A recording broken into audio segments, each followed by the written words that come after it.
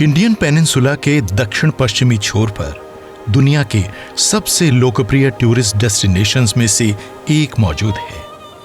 ये है केरल। केरल अपने खूबसूरत बैकवाटर्स, अपनी अनोखी कल्चर और ट्रेडिशंस की वजह से मशहूर है।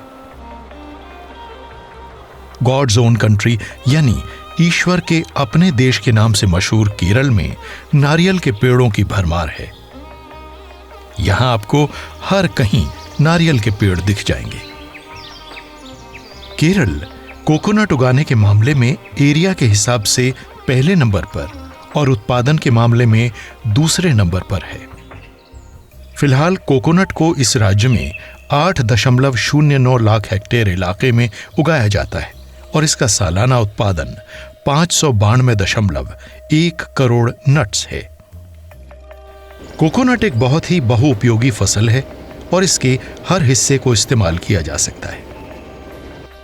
कोकोनट के जूस को इसके मीठे और नटी फ्लेवर की वजह से ताजा ही पिया जाता है। कोकोनट की गिरी से तेल निकाला जाता है और इसका इस्तेमाल कुकिंग में होता है। इसके कई औषधीय उपयोग भी हैं और कभी-कभी इसका इस्तेमाल कॉस्मेटिक प्रोडक्ट बनाने में भी किया जाता है। इसके कमाल के प्राकृतिक फाइबर कॉयर को कोकोनट के बाहरी हिस्से से निकाला जाता है, जिसे पहले एक कचरा समझा जाता था, लेकिन अब यह केरल की बड़ी कॉटेज इंडस्ट्रीज में से एक है।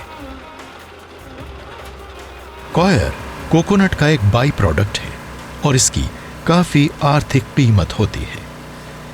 Kerala is known for coconut trees. There are plenty of coconut trees all over Kerala, and it is a natural resources available for the people. It is used for food as well as the whole part of the coconut tree is used. Traditional houses, the rafters are mainly made out of this coconut tree's trunk. Then the main fruit is the coconut, which is used for in all our dishes. In addition to that, we are using that for making coconut oil. But here in our traditional industry, that is called the coir industry, mainly we use the coconut fiber. When we take the coconut out of the husk, then the husk is available, which is the main natural resource that can be used for making different fiber-based products. It's a natural fiber. The base is the coir. So it is called the coir industry. Coir industry is all over Kerala, but today it is mostly located in Alappuzha and some other districts of Kerala. Coir का production एक हाथ से किया जाने वाला काम हुआ करता था, जिसमें कोकोनट हस्क को इकट्ठा करना, उसे गीला करना, फाइबर हटाना, स्पिनिंग और प्रोडक्ट डेवलपमेंट शामिल थे। ये एक मुश्किल काम था और इससे सेहत के लिए भी कई खतरे पेश आते थे। पहले तो ये जो कॉयर ज़्यादातर हथकरघा उद्योग को के द्वारा ही इसका उत्पादन किया जाता था, लेकिन अभी इधर मोदी जी के इनिशिएटिव के वजह से पावर लूम्स काफ़ी एस्टेब्लिश किए गए हैं, जो कि केरला के अलावा और भी जगह पर इसका बढ़ावा दिया जा रहा है, जिससे कि अच्छा प्रोडक्शन किया जा सके और कम कीमत पे ही प्रोडक्ट को प्रोड्यूस किया जा सके। लेकिन आज ये एक प्रोफेशनल और आधुनिक इंडस्ट्री है। महिलाएं कोकोनट हस्क के ढेरों को मशीनों में डालती हैं और फिर रोजाना ही इससे उपयोगी धागा, रस्सी बनाई जाती है। ऐसा अनुमान है कि इस सेक्टर में काम करने वाली 80% महिलाएं हैं। इसलिए ये इंडस्ट्री महिला सशक्तिकरण की दिशा में काफी बड़ा योगदान देती है। महिलाओं के आर्थिक सशक्तिकरण के उद्देश्य से केरल में मित्र निकेतन नाम का एक 58 साल पुराना नॉन प्रॉफिट ऑर्गेनाइजेशन है, यानी ये मुनाफा नहीं कमाता, और इसी ने कोकोनट फाइबर आधारित प्रोडक्शन टेक्नोलॉजी की शुरुआत की।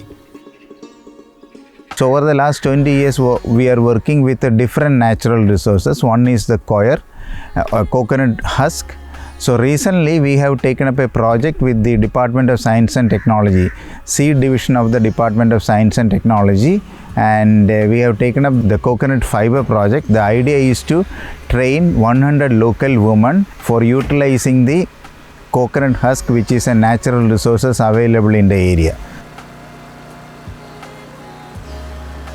भारत सरकार के साइंस और टेक्नोलॉजी विभाग के सहयोग से मित्र निकेतन ने स्थानीय तौर पर उपलब्ध कोकोनट हस्क का उपयोग करने के लिए एक प्रोग्राम विकसित किया ताकि स्थानीय महिलाओं के लिए आय का जरिया पैदा किया जा सके। इसका मकसद उपयुक्त टेक्नोलॉजीज के जरिए पारंपरिक कोकोनट फाइबर इंडस्ट्री को बहाल करना है और एक मैकेनाइज्ड कोकोनट डीफाइबरिंग सिस्टम के माध्यम से स्थानीय महिलाओं की वैज्ञानिक क्षमता का निर्माण करना है, जिससे स्थानीय तौर पर उपलब्ध और पहले इस्तेमाल न किए जाने वाले कोकोनट हस्क का सदुपयोग किया जा सके। സർട്ടിഫിക്കറ്റ് കിട്ടുന്നതിന് വേണ്ടി കയർ ബോർഡിൻ്റെ കീഴിലൊരു ട്രെയിനിങ് നടക്കുന്നുണ്ട്. ആ ട്രെയിനിങ് പരിശീലിച്ച കുറേ കുട്ടികൾ ഇവിടെ എന്നെ സഹായിക്കാനുണ്ട്. ट्रेनिंग और प्रोडक्शन के प्रोग्राम के तहत मित्र निकेतन में एक नोडल सेंटर स्थापित किया गया है। ये कामगारों के लिए एक कॉमन फैसिलिटी सेंटर के तौर पर काम करता है। ഞാനിവിടെ മിത്രനികേതനടുത്താണ് താമസിക്കുന്നത്. ഇവിടെ 3-4 വർഷങ്ങൾക്ക് മുമ്പ് കയർ ബോർഡിൻ്റെ ഒരു ട്രെയിനിങ് ഉണ്ടായിരുന്നു. അതിന് ഞാൻ പങ്കെടുത്തു. ഇവിടെ ടീച്ചറാണ് ഞങ്ങൾ ട്രെയിനിങ് തന്നത്.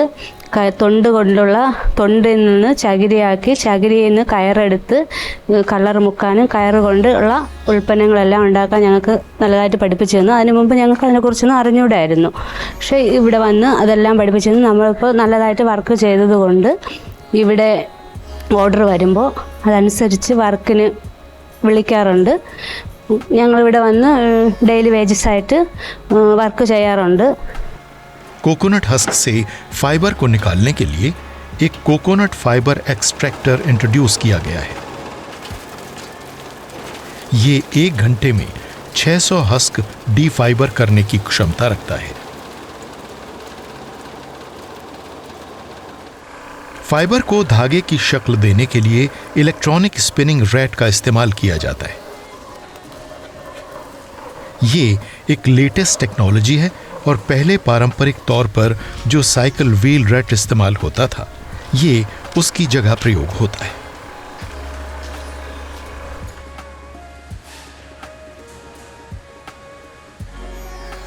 ये नई टेक्नोलॉजी कम लागत पर उद्यमियों को उपलब्ध कराई जा रही है।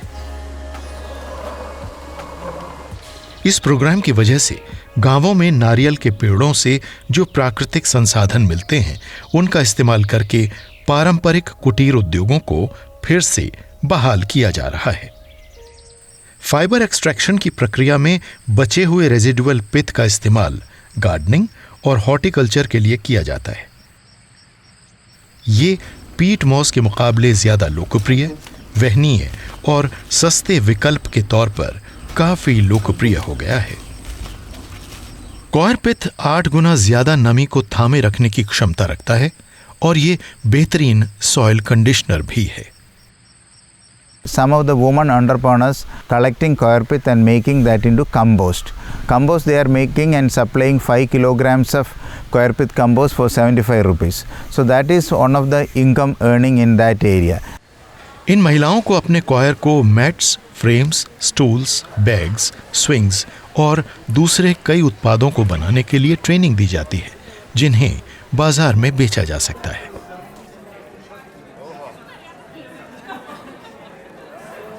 कॉयर प्रोडक्ट में हम लोग जनरली डोमेस्टिक मार्केटिंग में कॉयर से रिलेटेड जितने भी प्रोडक्ट हैं, जैसे कॉयर मैटिंग हुआ, कॉयर डोरमेट्स हुआ, कॉयर रक्स हुआ, कॉयर मैट्रेसेस हुआ, या कॉयर के कुछ इनोवेटिव प्रोडक्ट भी आ रहे हैं जिसमें कि कॉयर पिथ हुआ, कॉयर जियो टेक्सटाइल हुआ, इन सब का प्रोडक्शन करते हैं और उसको सेल्स भी करते हैं। हाईली डिमांड में आजकल जो है कॉयर जियो टेक्सटाइल आ रही है। इसका मेन पर्पज़ जो है ये लैंड स्लाइडिंग को प्रोटेक्ट करना और इसका रूट कंस्ट्रक्शन में भी इसका काफ़ी യൂസ് किया जा रहा है।